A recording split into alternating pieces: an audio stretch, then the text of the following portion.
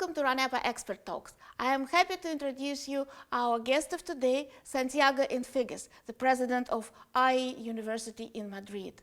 Good afternoon. Good afternoon, and thanks very much for having me here, Hannah.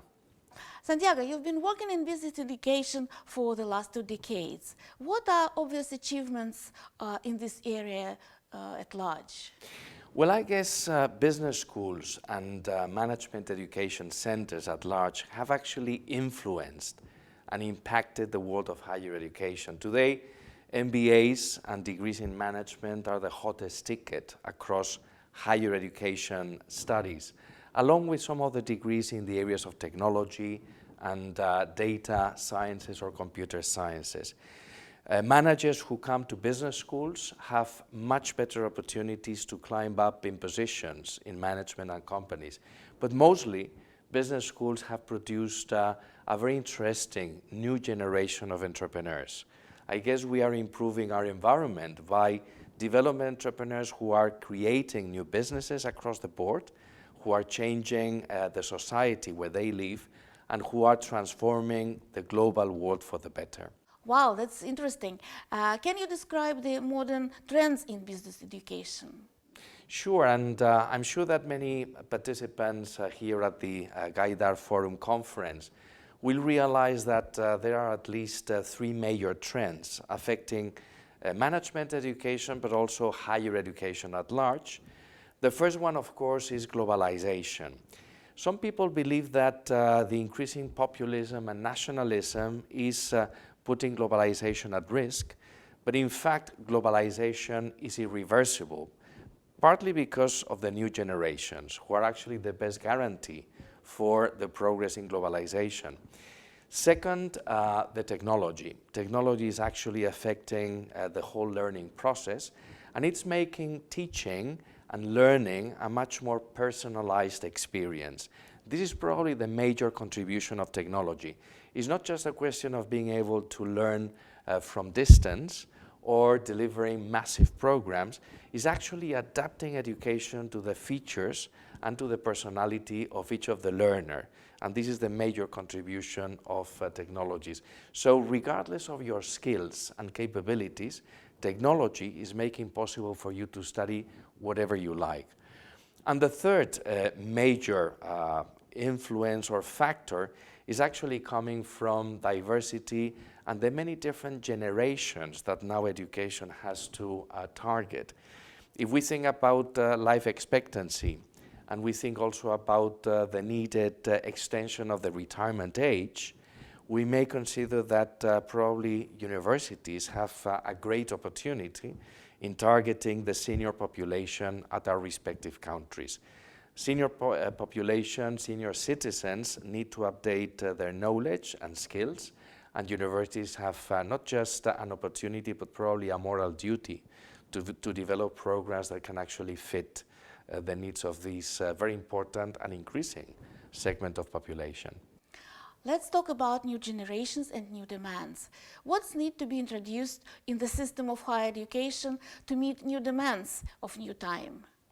Well, the new generations from millennials who are now exiting the master's degree programs to Generation Z and the youngsters are terrific. They are a fascinating generation because they're actually native in terms of the digital skills. They are very cosmopolitan and global oriented, and they have a very strong sense of commitment towards sustainability and towards social development. So we have a great opportunity with this raw material that is actually coming to our classroom, and we can make lots of things with them.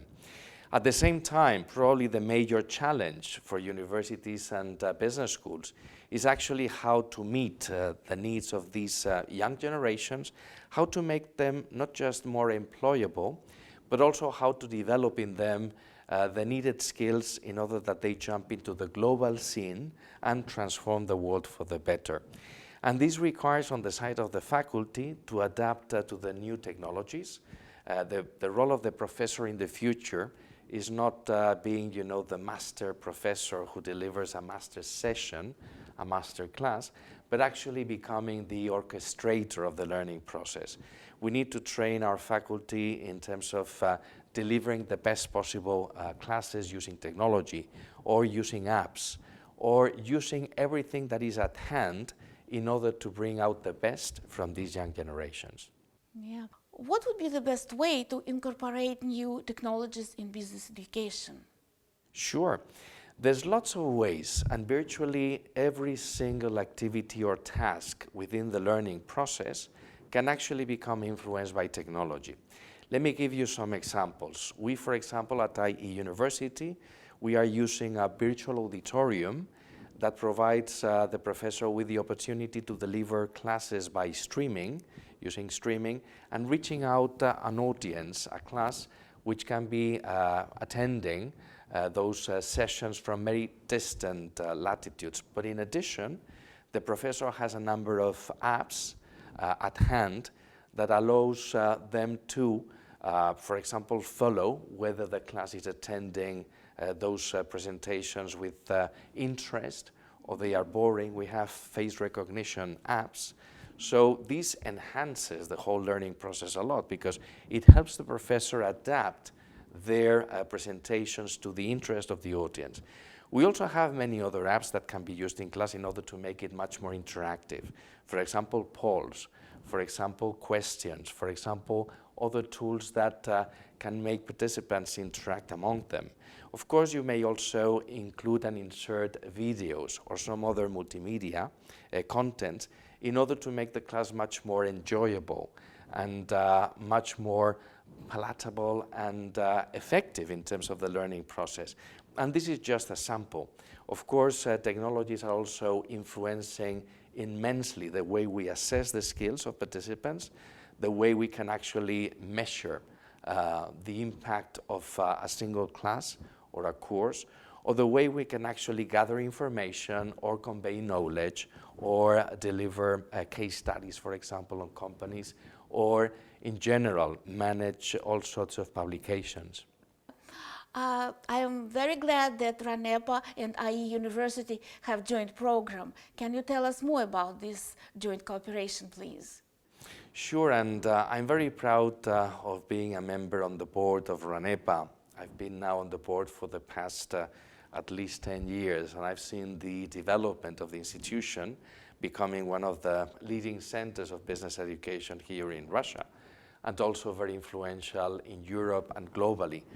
But between IE University and RANEPA, we are now running and exploring exchange programs for our undergraduate students. Russia has become a pole of attraction, given its growth, given that Moscow in particular is also becoming an entrepreneurial hub. And Madrid is also a very entrepreneurial city, and IE University is a cradle for entrepreneurs. So this is just a way of looking for collaboration and exchange, and we look forward also enhancing many other programs and opportunities between our respective institutions. Well, that sounds very challenging. And the last question is, can we call corporate universities an alternative to business schools? I don't think they are an alternative. What we should probably do is consider that the educational universe or sector is composed of many different institutions. Universities can actually play a role not just for training the youngsters, preparing them to become more employable and global citizens. They can also run programs for executives and senior managers. And as I was saying before, they have not just an opportunity, but a moral duty to develop courses for the senior population. And global and corporate universities can actually collaborate a lot with universities and business schools.